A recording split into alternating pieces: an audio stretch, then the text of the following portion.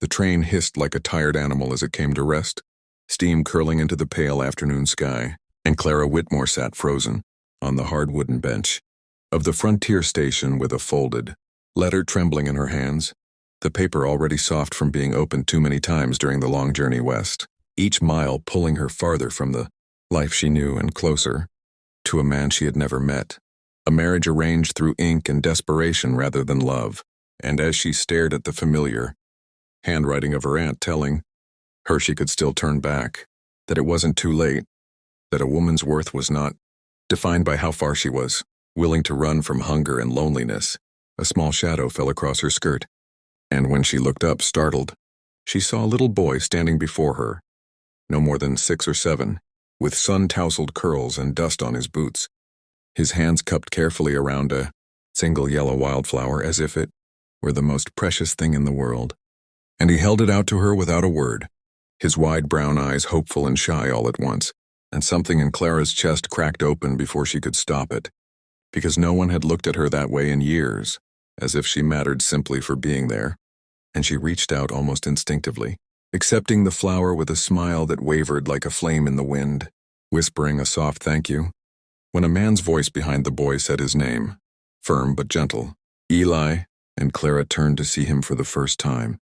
the cowboy she was meant to marry, tall and broad-shouldered,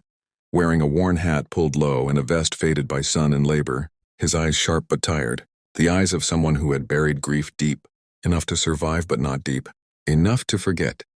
And for a long moment they simply looked at one another, the air thick with unspoken expectations, until Clara stood abruptly, smoothing her dress as if it could smooth the fear from her heart, and said the words she had practiced 100 times on the journey, the words meant to preserve her pride. "You can send me back if this isn't what you wanted," her voice barely steady. "I won't be trouble." And the boy's hand slipped into the man's,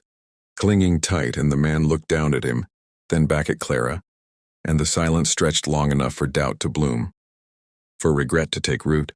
for the weight of every poor choice to press down on her shoulders, until he spoke, low and sure, "My son already chose you."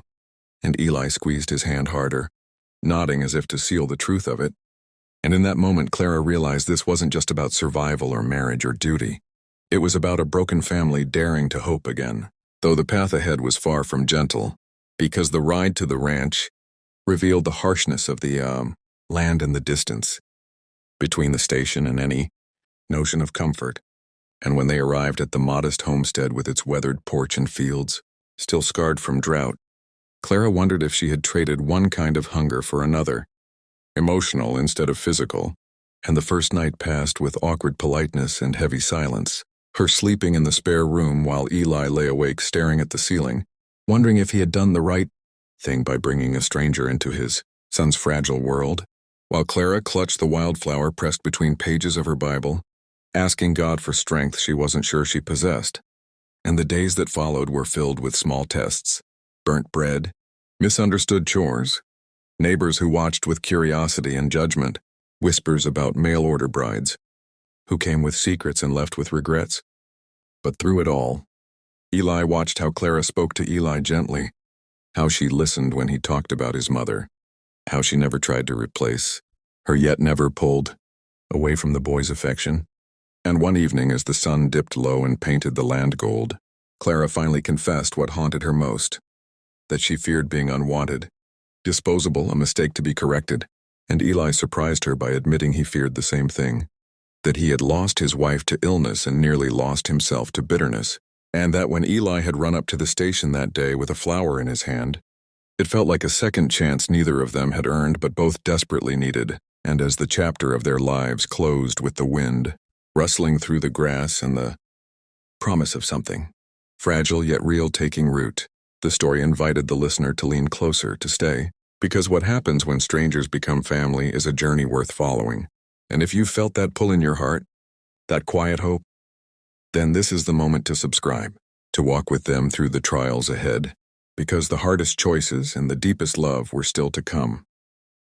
The first storm came without warning, rolling over the plains like a reckoning, and Clara learned quickly that the land did not care about intentions,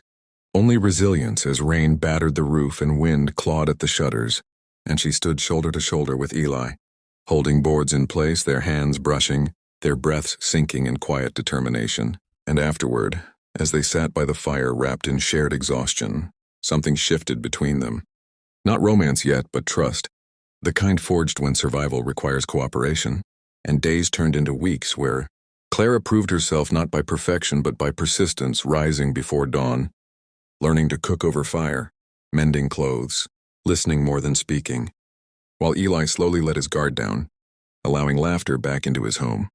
especially when Eli flour-dusted his nose or asked endless questions about the world beyond the ranch. And the boy became the bridge between them, pulling them together with innocent certainty. Yet not all trials came from nature, because whispers grew louder in town, men questioning Clara's past, women doubting her intentions. And when a cruel rumor suggested she was only there for land or security, Clara overheard it in the general store and fled into the street with tears burning her eyes, ready to pack her bag and leave before she could be sent away in shame. And it was Eli who found her at the edge of town, her voice breaking as she repeated the words that had haunted her since the station. "You can send me back," and this time his answer was stronger, firmer, spoken not just as a father but as a man who had chosen, "This is your home if you want it." And when she asked what would happen if she failed, if she disappointed him or Eli or herself, he said something that rooted her deeper than any promise. "Then we face it together." And the transformation was not sudden but earned, built through shared meals, shared grief, shared hope. Until one night, Eli asked Clara if she would stay even if things got harder, and she realized the answer no longer scared her, because she wasn't staying out of fear anymore but out of love, a love that grew quietly, respectfully, blossoming in looks held a second, too long in conversations that drifted into silence without discomfort. And when tragedy struck again, a neighboring ranch fire, a sickness that swept through the valley, Clara stepped forward without hesitation, nursing the sick, opening her home, proving to everyone, including herself, that she was not a woman running from something but one running toward it. And in the end, it was the community that changed,